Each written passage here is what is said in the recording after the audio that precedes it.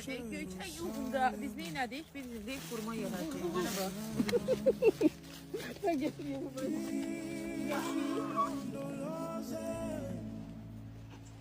Ay ne güzel yaprak. Yıxılarsan ne gözlə.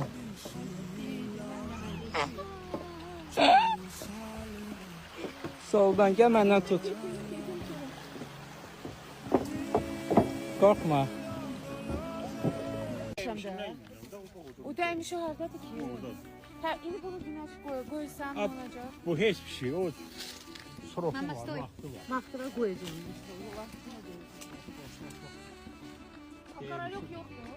Ha? Kara yok. Sonra yok diyor. Topu değmiş. O kazan tatlısı toplandı. Yuxarıdadır. Bak o ürekte olanlar çok uzun yetişikti kuş. İndi bunu güneş altına koymalıyım. Bunu apar eve koy. Hə. Evde, Pencereye. evde belki bir aya yetişir. Gözünə gələr. Hə, Belki yarım aya Ne yetişir. güzel. Çok sağ olun. Bu benim. Ay ne güzel. Bu yesem çirki yesem. Yemə təzyiqin düşər, sonra sən də yıxılıb eləyərsən, qalaq belə. Bu yok.